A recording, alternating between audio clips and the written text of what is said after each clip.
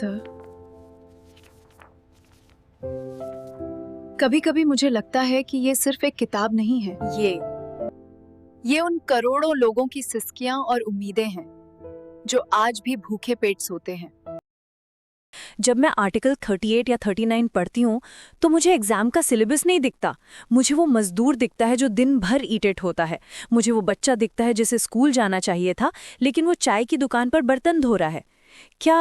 क्या हमारे संविधान बनाने वालों ने जो सपना देखा था वो सिर्फ पन्नों में ही रह गया है, या वाकई में एक ऐसा कल्याणकारी राज्य संभव है जहां अमीर और गरीब के बीच की खाई खत्म हो जाए? आराध्या, तुमने आज वो बात कह दी जो एक सिविल सर्वेंट के दिल में होनी चाहिए। दर्द महसूस करना ही बदलाव की पहली सीढ़ी है। तुम सही कह रही हो, ये सिर्फ किताब नहीं है। भाग 4 यानी राज्य के नीति निर्देशक तत्व यानी डीपीएसपी हमारे संविधान की आत्मा है, जैसा कि ग्रैनविल ऑस्टिन ने कहा था।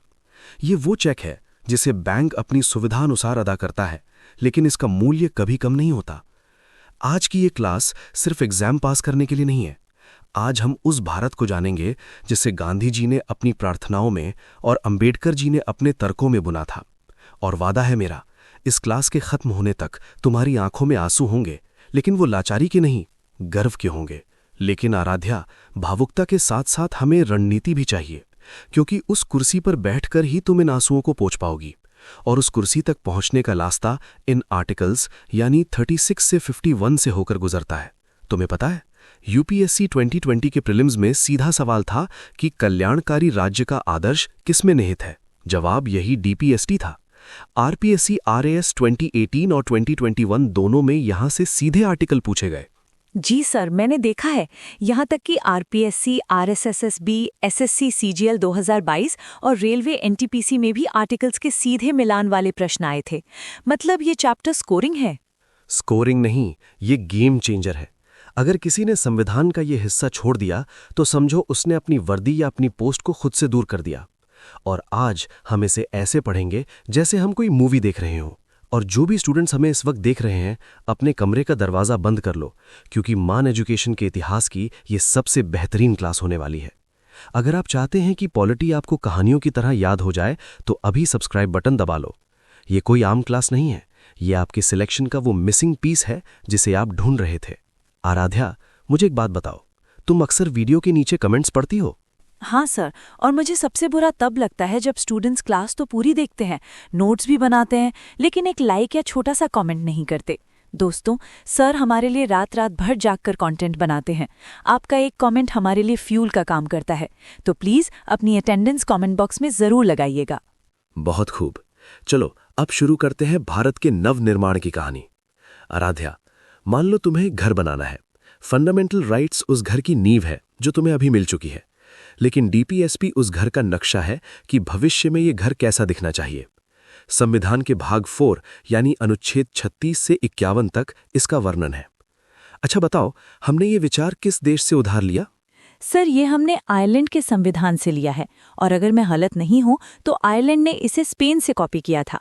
ये प्रश्न यूपीपीएससी प्री 2017 और आरपीएससी 2019 में पूछा जा चुका है। बिल्कुल सही, शाबाश। लेकिन डॉक्टर अंबेडकर ने इसे क्या कहा था? ये एसएससी सीएचएसएल 2020 का प्रश्न है। उन्होंने इसे संविधान की अनोखी विशेषता यानी novel features of the constitution कहा था। परफेक्ट। अब आते हैं पहले आर्टिकल पर। आर्टिकल 36 बहुत सीधा है। ये कहता है कि इस भाग के लिए राज्य यानी स्टेट का वही अर्थ है जो भाग 3 यानी फंडामेंटल राइट्स में आर्टिकल 12 में दिया गया है। मतलब वही केंद्र सरकार, संसद, राज्य सरकारें, विधानमंडल और अन्य प्राधिकरण यानी लोकल अथॉरिटीज। बिल्कुल सही। जब हम डीपीएसपी पढ़ेंगे और शब्द आएगा राज्य ये करेगा, तो इसका मतलब है भारत सरकार, राजस्थान सरकार, जयपुर नगर निगम या यहां तक कि बिजली बोर्ड भी, ये सब राज्य है। Simple meaning, state equals to same as article 12। Keyword definition यानी परिभाषा। ट्रैप। अक्सर छात्र सोचते हैं कि डीपीएसपी के लिए राज्य की परिभाषा अलग होगी, लेकिन ये 100% सेम है। अब सबसे महत्वपूर्ण आर्टिकल, जहां से आरपीएससी एसआई 2021 में प्रश्न आया था। अब आता है इस पूरी कहानी का विलेन और हीरो दोनों, आर्टिकल 37। इसे ध्यान से समझना, क्योंकि तुम्हारी रामदीन काका वाली समस्या की जड़ यही है। ये आर्टिकल दो बातें साफ साफ कहता है। ये प्रावधान किसी भी न्यायालय द्वारा प्रवर्तनीय नहीं है। मतलब अगर सरकार इन्हें पूरा न करे तो तुम कोर्ट जाकर, जैसे हम अभी यहां बैठे हैं, जबरदस्ती लागू नहीं करवा सकती। लेकिन, और ये बहुत बड़ा लेकिन है, ये तत्व देश के शासन में मूलभूत यानी फंडामेंटल इन गवर्नेंस है और कानून बनाते समय इन्हें लागू करना राज्य का कर्तव्य होगा। वही तो सर, अगर कोर्ट इसे लागू नहीं कर सकता तो ये तो दंतहीन बाघ हुआ ना। केटी शाह ने इसे कहा था एक ऐसा चेक जिसका भुगतान बैंक की मर्जी पर है, यानी a cheque on a bank payable only when resources permit. शाबाश, तो है केटी शाह का कोट याद है। लेकिन टीटी कृष्णमाचारी ने इसे भावनाओं का कूड़ेदान यानी वेरिटेबल डस्टबिन ऑफ सेंटिमेंट्स कहा था। पर रुको, सिक्के का दूसरा पहलू देखो। आर्टिकल 37 सरकार के हाथ नहीं बांधता, बल्कि उसकी अंतरात्मा यानी कॉन्शियंस को जगाता है। सरकार कोर्ट से बच सकती है, लेकिन इलेक्टोरेट से नहीं। हर 5 साल बाद उन्हें जवाब देना पड़ता है। इसलिए ये लीगल फोर्स नहीं, बल्कि मॉरल और पॉलिटिकल फोर्स रखता है। अच्छा, मतलब कोर्ट डंडा नहीं मार सकता, लेकिन जनता वोट की चोट से डंडा मार सकती है अगर डीपीएसपी का पालन ना हो। बिल्कुल सटीक। कीवर्ड्स याद रखना: non justiciable, fundamental in governance, duty of state. एक लाइन में बोलें तो कोर्ट में केस नहीं कर सकते, पर सरकार को काम करना ही पड़ेगा। अब मैं तुमसे कुछ सवाल पूछता हूं, देखते हैं तुम्हारा बेस कितना मजबूत हुआ। प्रश्न 1, संविधान का कौन सा अनुच्छेद कहता है कि नीति निर्देशक तत्व देश के शासन में मूलभूत है? A article 36, B article 37, C article 38, D article 32।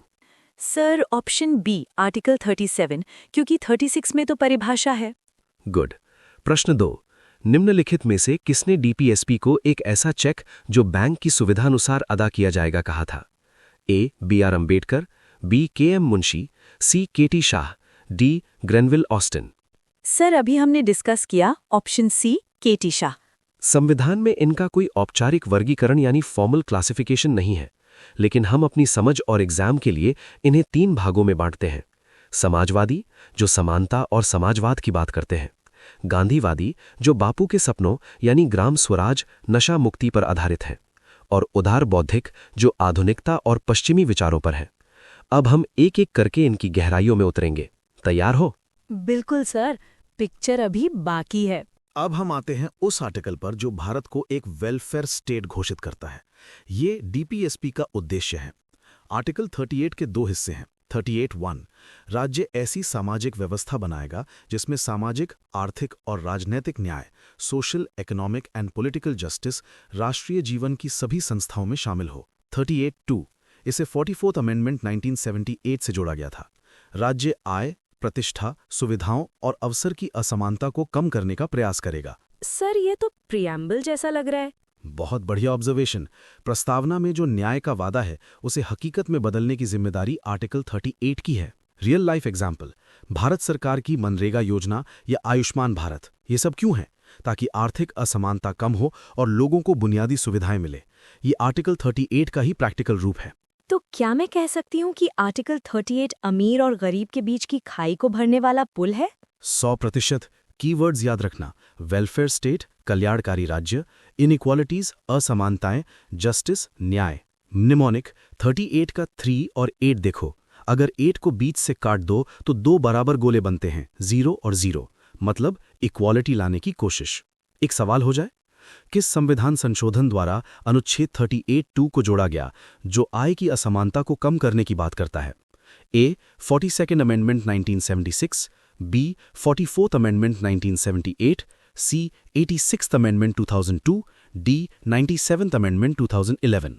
Sir, आपने बताया था जनता पार्टी सरकार के समय हुआ था ये। Option B 44th amendment 1978। Excellent. अब रुको, यहां तक हमने 36, 37, 38 कवर कर लिए। अब वक्त है एग्जाम पैटर्न स्विच का।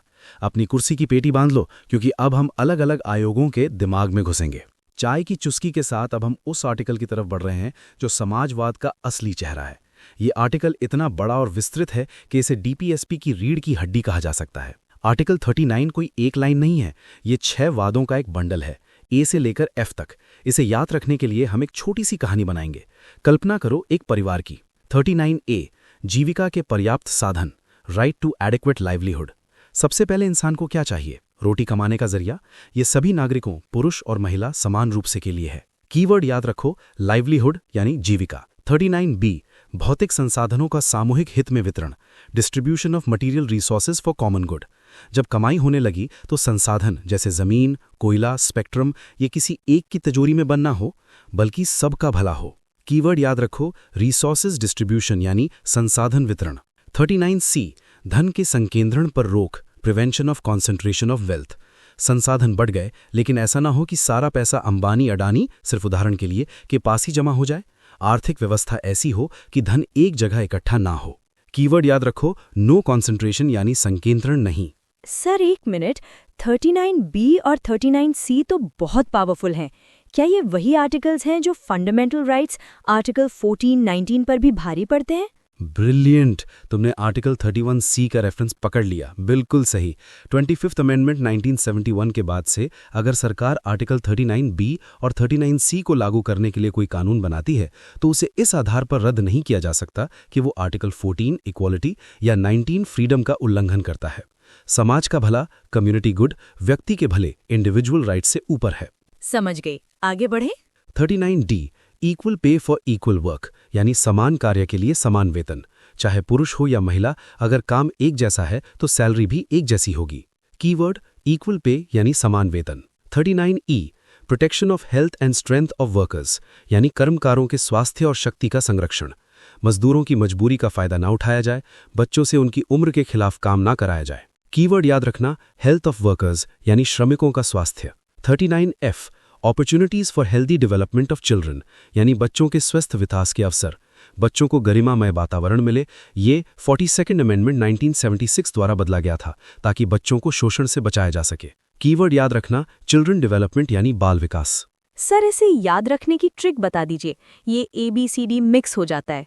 LRCPHC livelihood A roti, resources B संसाधन, कॉन्सेंट्रेशन C जमाखोरी नहीं, पे D वेतन, हेल्थ E सेहत, चिल्ड्रन F बच्चे।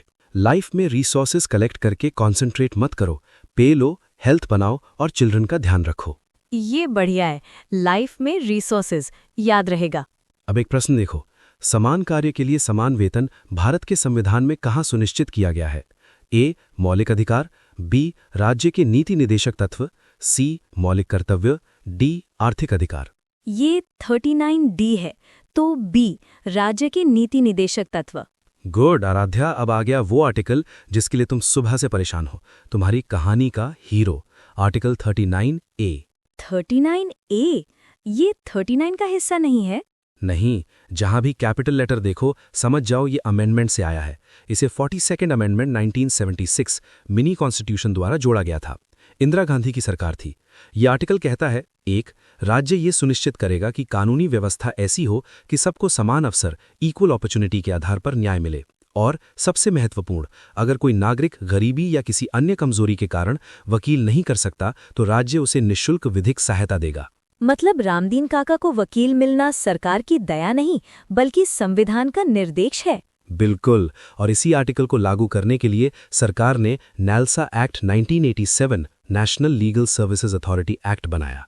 आज जो तुम लोक अदालतें देखती हो वो इसी 39A की देन है। स्टूडेंट्स इसे 39 में ही मान लेते हैं, याद रखना ये 39A है, अलग आर्टिकल है। अब नेक्स्ट प्रश्न, निःशुल्क विधिक सहायता का प्रावधान किस संविधान संशोधन द्वारा जोड़ा गया? A 42nd amendment, B 42 amendment, C 86th amendment, D 97th amendment. B 42 amendment 1976। Sir अब मुझे लग रहा है कि मैं रामदीन काका के लिए एप्लीकेशन ड्राफ्ट कर सकती हूँ नालसा का हवाला देकर। यही तो पावर है नॉलेज की। लेकिन अभी रुको, सफर लंबा है। तुम्हें इन आर्टिकल्स की इतनी प्रैक्टिस करनी होगी कि नींद में भी कोई पूछे तो सही जवाब निकले। और प्रैक्टिस के लिए आराध्या, तुम ये सारे आर्टिकल्स और अमेंडमेंट्स इतनी आसानी से कैसे याद रख पा रही हो? 39A 42 अमेंडमेंट, अक्सर स्टूडेंट्स यहाँ कंफ्यूज हो जाते हैं। सर सच बताऊं तो पहले मुझे भी सब मिक्स हो जाता था। फिर मैंने टेस्टक्यू ऐप डाउनलोड किया। वहाँ जो सब्जेक्ट वाइज टेस्ट सीरीज है ना, उसमें पॉलिटी के सेक्शन में DPSP के ऐसे प्रश्न डिजाइन किए गए हैं कि एक बार टेस्ट देते ही सब याद हो जाता है। और सर सबसे बड़ी बात, टेस्टक्यू ऐप पर जो 1 लाइनर PDF है वो तो रामबाण औषधि है। उसमें लिखा था कि 39A कब जुड़ा और मैंने बस एक बार पढ़ा और दिमाग में छप गया। आरपीएससी और आरएसएसबी के पिछले एग्जाम्स में 90% से ज्यादा प्रश्न उसी ऐप के कंटेंट से आए थे। तुम बिल्कुल सही कह रही हो, मैंने खुद उस ऐप का कंटेंट चेक किया है। देखो स्टूडेंट्स, पढ़ना ज़रूरी है, लेकिन सही दिशा में प्रैक्टिस करना उससे भी ज़्यादा ज़रूरी है। टेस्ट क्यू ऐप पर रोज़ फ्री क्विज भी होती है, ये आपकी तैयारी में 4 चांद लगा देगी। अगर आप सच में सीरियस हैं तो क्लास के बाद प्ले स्टोर पर जाना और टेस्ट क्यू डाउनलोड ज़रूर करना। वहाँ से 1 लाइनर PDF लेकर रट डालना, एग्जाम में सवाल बाहर नहीं जाएगा। ये मेरा व्यक्तिगत सुझाव है। हाँ दोस्तों, और वो भी बहुत कम कीमत में, लगभग एक चॉकलेट की कीमत में पूरा खजाना मिल रहा है वहाँ। अब शहर से निकलो और गांव की तरफ चलो। गांधी जी का सपना, आर्टिकल 40, ये राज्य को निर्देश देता है कि वो ग्राम पंचायतों का गठन करे और उन्हें इतनी शक्तियां और अधिकार दे कि वो स्वायत्त शासन की इकाइयों के रूप में काम कर सकें। लेकिन सर, पंचायतें तो अब संवैधानिक हो गई है ना? सही कहा, 1992 तक ये सिर्फ आर्टिकल 40 में एक सपना था, लेकिन 73rd अमेंडमेंट 1992 ने इस सपने को हकीकत में बदल दिया और पंचायतों को संवैधानिक दर्जा दे दिया। मतलब आर्टिकल 40 वो बीज था जो बाद में 73rd अमेंडमेंट बनकर वटवृक्ष बना। कीवर्ड याद रखना, विलेज पंचायत्स, ग्राम पंचायत, गांधीयन प्रिंसिपल, गांधीवादी सिद्धांत। आर्टिकल 40 यानी 40 और 0, 0 से O, ओपिनियन यानी गांव के लोगों का ओपिनियन यानी पंचायत, या 40 एली बाबा और 40 चोर नहीं, यहाँ 40 पंच है। अब एक प्रश्न देखो, संविधान का कौन सा अनुच्छेद गांधीवादी सिद्धांतों पर आधारित है और पंचायतों के गठन की बात करता है? A article 40, B article 41, C article 42, D article 43। A article 40, ये तो ऑल टाइम फेवरेट सवाल है आयोग का। अब मान लो कोई व्यक्ति बूढ़ा है, बीमार है या बेरोजगार है, क्या राज्य उसे ऐसे ही छोड़ देगा? आर्टिकल 41 कहता है नहीं, राज्य अपनी आर्थिक क्षमता के भीतर ये प्रयास करेगा कि नागरिकों को काम मिले, शिक्षा मिले, बेकारी, बुढ़ापा, बीमारी और निशक्तता की स्थिति में लोक सहायता मिले। सर, जो वृद्धावस्था पेंशन मिलती है या विकलांग पेंशन मिलती है, वो इसी आर्टिकल से आती है? बिल्कुल, इंदिरा गांधी राष्ट्रीय वृद्धावस्था पेंशन योजना इसका क्लासिक उदाहरण है। कीवर्ड्स, वर्क यानी काम, एजुकेशन यानी शिक्षा, पब्लिक असिस्टेंस यानी लोक सहायता। निमोनिक 41, 4 और 1, 4 for 1, सरकार हर एक बेसहारा की मदद करेगी। अब एक और प्रश्न देखो, निम्नलिखित में से कौन सा नीति निदेशक तत्व बुढ़ापे और निशक्तता में आर्थिक सहायता से संबंधित है? A article 42, B article 41, C article 40, D article 39। Article 41 सही है ना सर? बिल्कुल, आर्टिकल 41 में काम तो मिल गया, लेकिन काम कैसा हो? ऐसा तो नहीं कि जानवरों की तरह काम कराया जाए। आर्टिकल 42 दो चीजें सुनिश्चित करता है। पहला, काम की दशाएं यानी कंडीशंस ऑफ वर्क न्याय संगत और मानवोचित यानी ह्यूमेन होनी चाहिए। एसी नहीं तो कम से कम पंखा और पीने का पानी तो हो। दूसरा, प्रसूति सहायता यानी मैटर्निटी रिलीफ, महिलाओं को प्रेगनेंसी और डिलीवरी के समय छुट्टी और सहायता मिले। सर, जो मैटर्निटी बेनिफिट एक्ट 1961 है या अभी जो 26 हफ्ते की पेड लीव मिलती है, वो यहीं से है? बिल्कुल, सोचो अगर ये आर्टिकल ना होता तो शायद प्राइवेट कंपनियां गर्भवती महिलाओं को नौकरी से निकाल देती। ये आर्टिकल महिलाओं के अधिकारों का रक्षक है। कीवर्ड्स याद रखो, ह्यूमेन कंडीशंस यानी मानवोचित दशाएं, मैटर्निटी रिलीफ यानी प्रसूति सहायता। 42 यानी 4-2, फॉर 2, प्रसूति सहायता 2 लोगों के लिए होती है, माँ और बच्चा। For 2 is equals to article 42। एक प्रश्न देखो, महिलाओं को प्रसूति अवकाश यानी मैटर्निटी लीव देने का आधार कौन सा अनुच्छेद है? A article 41, B article 42, C article 43, D article 44। 4-2 यानी B आर्टिकल 42। अब काम मिल गया 41, काम की जगह अच्छी हो गई 42। अब बात करते हैं पैसों की यानी वेजेस। आर्टिकल 33 कहता है कि राज्य कोशिश करेगा कि सभी मजदूरों, कृषि, उद्योग आदि को निर्वाह मजदूरी यानी लिविंग वेज मिले। इतना पैसा कि सिर्फ पेट न भरे बल्कि कपड़ा, मकान और थोड़ी बहुत इज्जत की जिंदगी जी सके। काम के घंटे सीमित हों और अवकाश मिले। और खास तौर पर कुटीर उद्योगों को यानी कॉटेज इंडस्ट्रीज को गांवों में बढ़ावा मिले। कुटीर उद्योग मतलब खादी, हथकरघा, ये तो फिर से गांधीवादी विचारधारा आ गई। हाँ, आर्टिकल 40 के बाद 43 भी पूरी तरह गांधीवादी है। सिंपल मीनिंग, न्यूनतम मजदूरी अलग है, यहाँ लिविंग वेज यानी जीवन निर्वाह मजदूरी की बात है जो उससे बेहतर होती है। निमोनिक देखो 43 तो 4+3 = 7। हफ्ते के 7 दिन काम नहीं करना, छुट्टी चाहिए और अच्छी सैलरी चाहिए। और 43 में सी आता है, कॉटेज इंडस्ट्री। यह भी 42nd अमेंडमेंट 1976 से जुड़ा। इंदिरा गांधी चाहती थीं कि मजदूर सिर्फ मशीन न बने बल्कि फैक्ट्री के फैसलों में भी हिस्सेदार बने। ये कहता है कि उद्योगों के प्रबंधन यानी मैनेजमेंट में श्रमिकों की भागीदारी सुनिश्चित की जाए। मतलब ट्रेड यूनियंस का रोल? एक तरह से हाँ, वर्कर्स कमेटी बनाना। कीवर्ड देखो, पार्टिसिपेशन इन मैनेजमेंट यानी प्रबंधन में भागीदारी। Trick 43A, A for associate, worker को मैनेजर का एसोसिएट बना दो। ये सबसे नया है, इसे 97th अमेंडमेंट 2011 द्वारा जोड़ा गया। राज्य सहकारी समितियों के स्वैच्छिक गठन और लोकतांत्रिक नियंत्रण को बढ़ावा देगा। जैसे अमूल दूध? बिल्कुल सही, अमूल एक कोऑपरेटिव सोसाइटी ही है। फैक्ट, ये 97th अमेंडमेंट से आया। 43B, B for business together यानी कोऑपरेटिव। चलो एक क्विक सवाल, भारतीय संविधान का कौन सा अनुच्छेद उद्योगों के प्रबंधन में श्रमिकों की भागीदारी सुनिश्चित करता है? A article 43, B article 43A, C article 43B, D article 42। भागीदारी यानी एसोसिएट तो बी आर्टिकल 43A। सर अब तो हम 44 पर आ गए हैं, यूनिफॉर्म सिविल कोड। ये तो हॉट टॉपिक है। हॉट टॉपिक और सबसे ज्यादा मिसअंडरस्टूड भी। आर्टिकल 44 कहता है कि राज्य भारत के समस्त राज्य क्षेत्र में नागरिकों के लिए एक समान नागरिक संहिता यानी यूनिफॉर्म सिविल कोड प्राप्त कराने का प्रयास करेगा। इसका मतलब क्या है? क्या सबको एक ही धर्म मानना पड़ेगा? नहीं, बिल्कुल नहीं। ये एक बहुत बड़ा कंफ्यूजन है। यूसीसी का मतलब है शादी, तलाक, गोद लेना और उत्तराधिकार के नियम सभी धर्मों के लिए एक समान हों। अभी हिंदू, मुस्लिम, ईसाई के पर्सनल लॉ अलग अलग हैं। ये आर्टिकल क्रिमिनल लॉ की बात नहीं करता, वो तो पहले से समान है। ये सिर्फ सिविल यानी पारिवारिक कानूनों की बात करता है। अच्छा, मतलब कानून एक, चाहे धर्म कोई भी हो। पॉलिसी एग्जाम्पल, अभी सिर्फ गोवा में यूसीसी लागू है, हाल ही में उत्तराखंड ने भी पास किया है। Keyword uniform civil code UCC. Mnemonic 44 तो 4 और 4 समान है, 4 आर इक्वल, तो कानून भी इक्वल यानी समान होने चाहिए। प्रश्न देखो, भारत के किस एकमात्र राज्य में पुर्तगाली समय से समान नागरिक संहिता लागू है? ए केरल, बी जम्मू और कश्मीर, सी गोवा, डी सिक्किम। सी गोवा। ये आर्टिकल बहुत महत्वपूर्ण है क्योंकि इसमें बड़ा बदलाव हुआ था। पहले इसमें 6 से 14 साल के बच्चों की शिक्षा की बात थी, लेकिन जब 86th अमेंडमेंट 2002 आया तो उसने 6 से 14 साल की शिक्षा को फंडामेंटल राइट यानी आर्टिकल 21A बना दिया। तो फिर 45 खाली हो गया? नहीं, 45 में सब्जेक्ट बदल दिया गया।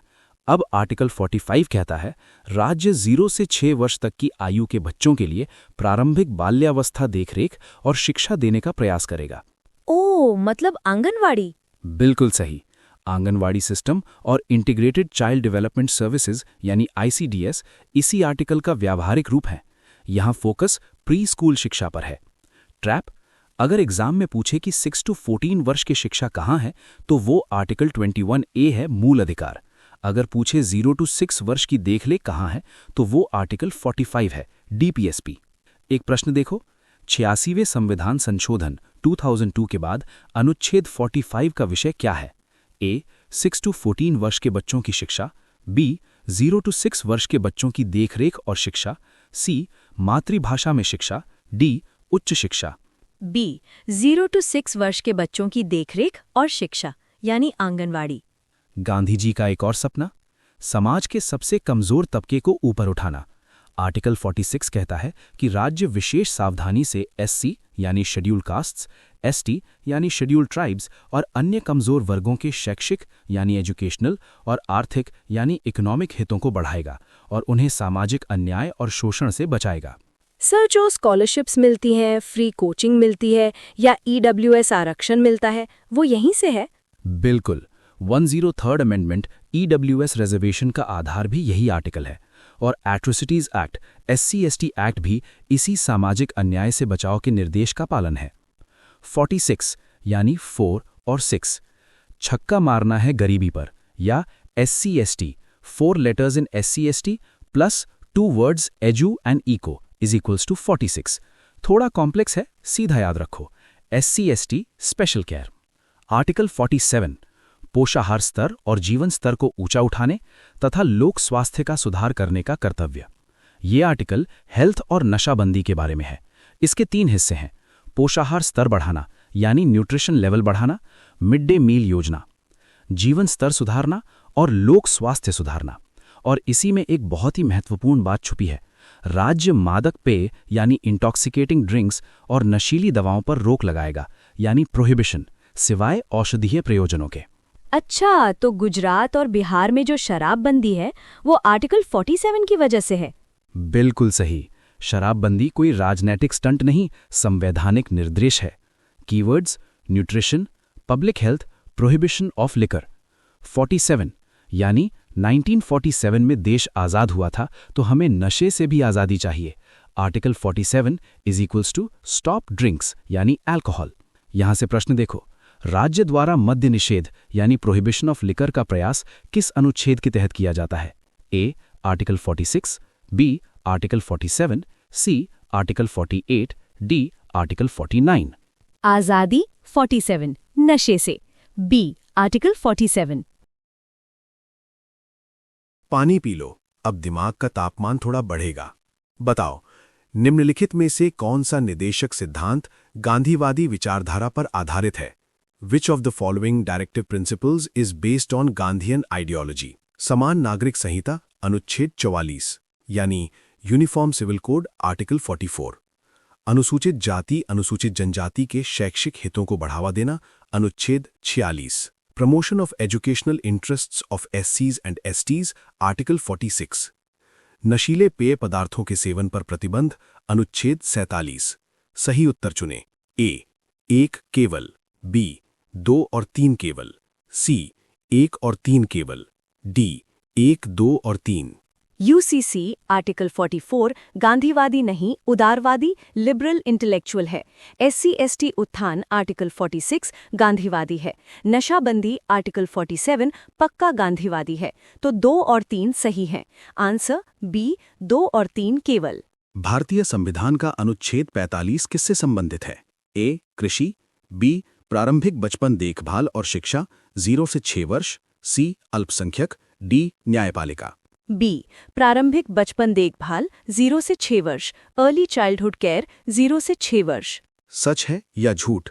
86वें संशोधन अधिनियम ने अनुच्छेद 45 की विषय वस्तु को बदल दिया, यानी the 86th amendment act changed the subject matter of article 45। True, सत्य। पहले 6 से 14 था, अब 0 से 6 है। शाबाश, तुम मास्टर बनती जा रही हो। कॉन्सेप्ट वही है, पैटर्न बदलता है। अब हम खेतों की तरफ चलते हैं। भारत कृषि प्रधान देश है। आर्टिकल 48 2 बातें कहता है। राज्य कृषि यानी एग्रीकल्चर और पशुपालन यानी एनिमल हस्बेंड्री को आधुनिक यानी मॉडर्न और वैज्ञानिक यानी साइंटिफिक प्रणालियों से संगठित करेगा। ग्रीन रेवोल्यूशन इसका उदाहरण है। राज्य गायों यानी काउज, बछड़ों और अन्य दुधारू पशुओं के वध पर रोक यानी प्रोहिबिशन ऑफ स्लॉटर लगाएगा और उनकी नस्ल सुधारने के कदम उठाएगा। ओह, तो काउ स्लॉटर बैन यानी गौ हत्या निषेध का संवैधानिक आधार आर्टिकल 48 है। हाँ, ये एक गांधीवादी और उदारवादी दोनों का मिश्रण है। विज्ञान भी है, नस्ल सुधारना, और अहिंसा भी, वध रोकना। कीवर्ड याद रखना: एग्रीकल्चर यानी कृषि, एनिमल हस्बेंड्री यानी पशुपालन, काउ स्लॉटर बैन यानी गौ हत्या निषेध। बेटर निमोनिक 48 48 अड़ जाना, गाय को बचाने के लिए। सर, सरिस्का में आग लगी है, न्यूज़ आ रही है। यही है हमारा अगला आर्टिकल 48A। ये मूल संविधान में नहीं था, इसे भी 42nd अमेंडमेंट 1976 से जोड़ा गया। ये कहता है, राज्य पर्यावरण का संरक्षण और संवर्धन करेगा और वन यानी फॉरेस्ट्स तथा वन्य जीवों यानी वाइल्ड लाइफ की रक्षा करेगा। सर, ये 48 से अलग कैसे है मान सर? 48 खेती और पालतू जानवरों के लिए है, agriculture and life stock. 48A जंगल और जंगली जानवरों यानी शेर, चीता और पर्यावरण यानी इन्वायरमेंट के लिए है। समझ गई। रियल लाइफ में देखें तो वाइल्ड लाइफ प्रोटेक्शन एक्ट 1972 और एनवायरनमेंट प्रोटेक्शन एक्ट 1986 इसी को लागू करते हैं। नेशनल ग्रीन ट्रिब्यूनल भी इसी दिशा में काम करता है। कीवर्ड एनवायरनमेंट, वन और वन्यजीव। 48A, ए फॉर एटमॉस्फेयर यानी एनवायरनमेंट या जंगल। नेक्स्ट प्रश्न बताओ, पर्यावरण का संरक्षण तथा वन और वन्यजीवों की रक्षा किस अनुच्छेद में वर्णित है? A article 48, B article 48A, C article 49, D article 51A। B article 48A, A for atmosphere या environment. Article 49, protection of monuments and places and objects of national importance, यानी राष्ट्रीय महत्व के संस्मारकों, स्थानों और वस्तुओं का संरक्षण। जयपुर में रहते हैं तो हवा महल, आमेर किला देखते हैं। इनकी रक्षा कौन करता है? आर्टिकल 49, ये राज्य का दायित्व है कि वो उन स्मारकों यानी मॉन्यूमेंट्स, स्थानों यानी प्लेसेस या वस्तुओं यानी ऑब्जेक्ट्स की रक्षा करे जिन्हें संसद ने राष्ट्रीय महत्व का घोषित किया है। उन्हें विरूपण, विनाश या निर्यात से बचाए। मतलब आई लव यू लिखकर दीवारों को गंदा करने वालों को रोकना सरकार का काम है। बिल्कुल, और हमारा मौलिक कर्तव्य भी, आर्टिकल 51A। लेकिन यहाँ 49 में ये सरकार यानी स्टेट की ड्यूटी है। कीवर्ड याद रखना, मॉन्यूमेंट्स यानी स्मारक, हेरिटेज यानी धरोहर। 49, 49, ऊंचा, ऊंचा। हमारे स्मारक यानी ताजमहल, कुतुब मीनार ऊंचे हैं, उनकी रक्षा करो। अब वापस कोर्ट रूम में देखो, जज साहब बैठे हैं और सरकारी वकील खड़ा है। क्या हो अगर सरकारी वकील ही जज बन जाए या कलेक्टर यानी IAS ही सजा सुनाने लगे? तो अन्याय हो जाएगा। इसीलिए आर्टिकल 50 कहता है, राज्य की लोक सेवाओं में न्यायपालिका को कार्यपालिका से अलग करने के लिए राज्य कदम उठाएगा। मतलब जज और कलेक्टर का काम अलग अलग होना चाहिए। सिंपल मीनिंग, न्यायाधीशों को मंत्रियों या अधिकारियों से स्वतंत्र होना चाहिए। जजेस should be independent of ministers और ऑफिसर्स। एग्जाम्पल, CRPC यानी क्रिमिनल प्रोसीजर कोड में 1973 में बदलाव करके जुडिशियल मैजिस्ट्रेट और एग्जीक्यूटिव मैजिस्ट्रेट की पावर अलग अलग कर दी गई थी। 1973 में बदलाव करके न्यायिक मैजिस्ट्रेट और कार्यकारी मैजिस्ट्रेट की शक्तियां अलग अलग कर दी गई थीं। मिनोमिक 50-50-50, पावर को आधा आधा बांट दो, कार्यपालिका अलग, न्यायपालिका अलग, 50-50। एक और प्रश्न का आंसर करो, न्यायपालिका को कार्यपालिका से अलग करने का निर्देश किस अनुच्छेद में है? A article 50, B article 51, C article 49, D article 48। Article 50, 50-50। और अब हमारा आखिरी पड़ाव, भारत सिर्फ अपनी नहीं पूरी दुनिया की सोचता है, वसुधैव कुटुंबकम। आर्टिकल 51 कहता है कि राज्य प्रयास करेगा, ए अंतर्राष्ट्रीय शांति और सुरक्षा को बढ़ावा दे, बी राष्ट्रों के बीच न्यायसंगत और सम्मानपूर्ण संबंध बनाए रखे, सी अंतर्राष्ट्रीय कानूनों और संधियों का सम्मान करे, डी अंतर्राष्ट्रीय विवादों को मध्यस्थता यानी आर्बिट्रेशन द्वारा निपटाए, लड़ाई से नहीं। मतलब भारत की विदेश नीति का आधार आर्टिकल 51 है। 100% सही। गुट निरपेक्षता यानी नॉन अलाइनमेंट, पंचशील सिद्धांत यानी पंचशील प्रिंसिपल्स, संयुक्त राष्ट्र यानी UN का समर्थन, सब आर्टिकल 51 की भावना है। कीवर्ड याद रखना, इंटरनेशनल पीस यानी अंतर्राष्ट्रीय शांति, फॉरेन पॉलिसी यानी विदेश नीति। 51 शुभ शगुन, 51 रुपए का लिफाफा, हम दुनिया को शांति का शगुन देते हैं। एक और सवाल का आंसर करो, भारतीय संविधान का कौन सा अनुच्छेद भारत की विदेश नीति से संबंधित है? A article 50, B article 51, C article 61, D article 52। B article 51। आखिरी स्विच आराध्या, फिनिशिंग टच। निम्नलिखित में से कौन राज्य के लिए पर्यावरण की रक्षा करने और सुधार करने का कर्तव्य बनाता है? Which of the following creates a duty for the state to protect and improve the environment? A. Article 48, B. Article 48A, C. Article 51A/G, D. Both B and C. सवाल स्टेट की ड्यूटी पूछ रहा है। 48A state के लिए है, 51A/G नागरिक का कर्तव्य है, तो सही उत्तर बी आर्टिकल 48A होगा। अगर पूछता संविधान में कहा है तो दोनों होते, लेकिन यहाँ स्टेट स्पेसिफिक है। नेक्स्ट मिलान करें।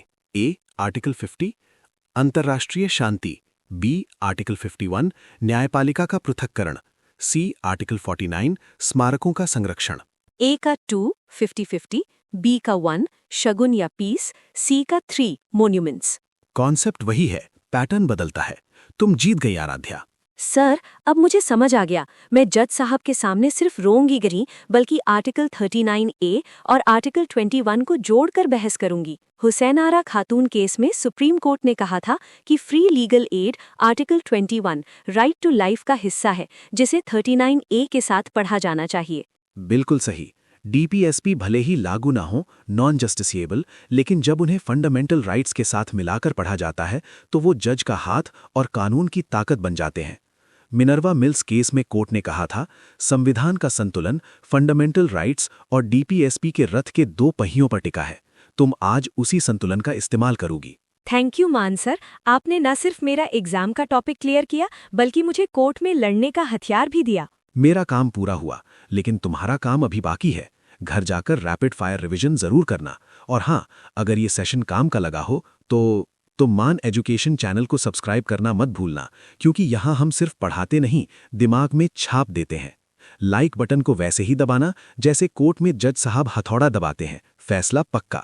और अपने दोस्तों के साथ शेयर करो, क्योंकि नॉलेज बांटने से बढ़ती है। आर्टिकल 39F तो नहीं, पर अच्छी बात है। सर, आज आपने ना सिर्फ पढ़ाया बल्कि जगा दिया। दोस्तों, इतनी मेहनत के लिए लाइक तो बनता है ना।